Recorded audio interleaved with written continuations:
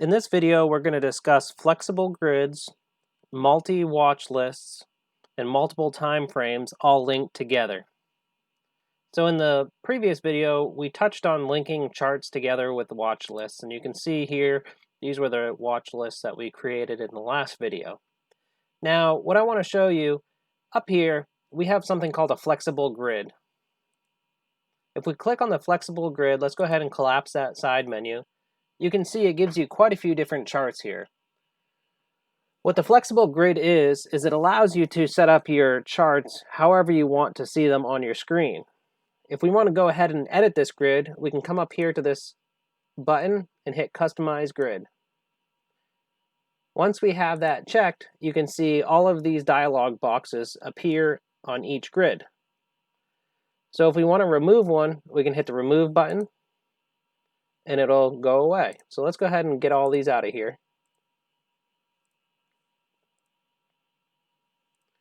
Now, if you wanted to add one to the right of this, we can go ahead and click there. If you want to add one below it, you can go ahead and click there. You can see it allows you to build a very flexible, customized grid depending on your needs. Now, let's go ahead and build something a little bit different here. So let's go ahead and delete those. And we'll just go like this. All right, so I got 4 screens set up here. What I'm going to show you how to do is set up multiple time frames for the same ticker.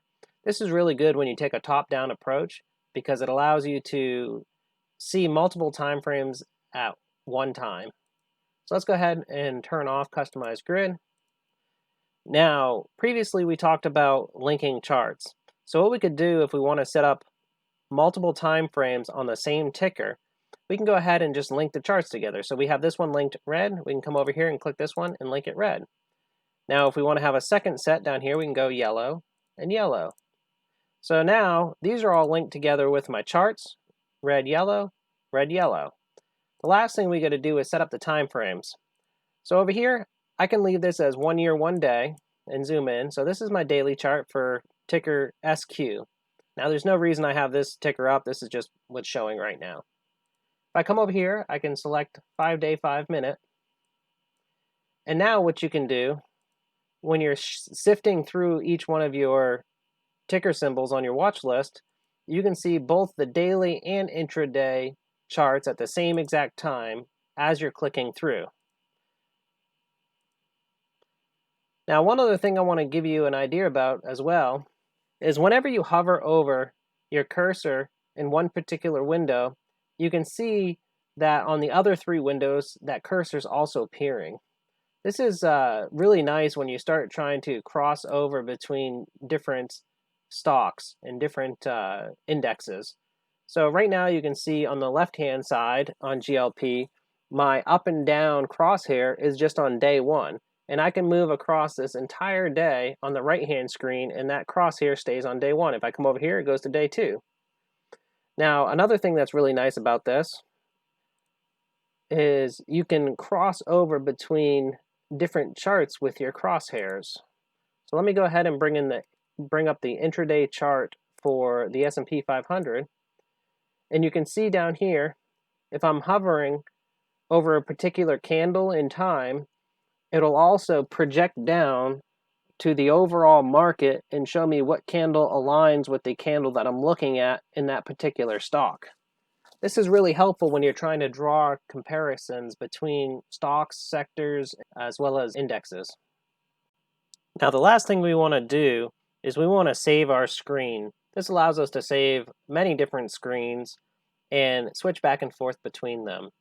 So if we come back up here, we can go ahead and hit Save Flexible Grid As, and this pops up this window right here. And we can go ahead and name this Multi-Time Frame Analysis.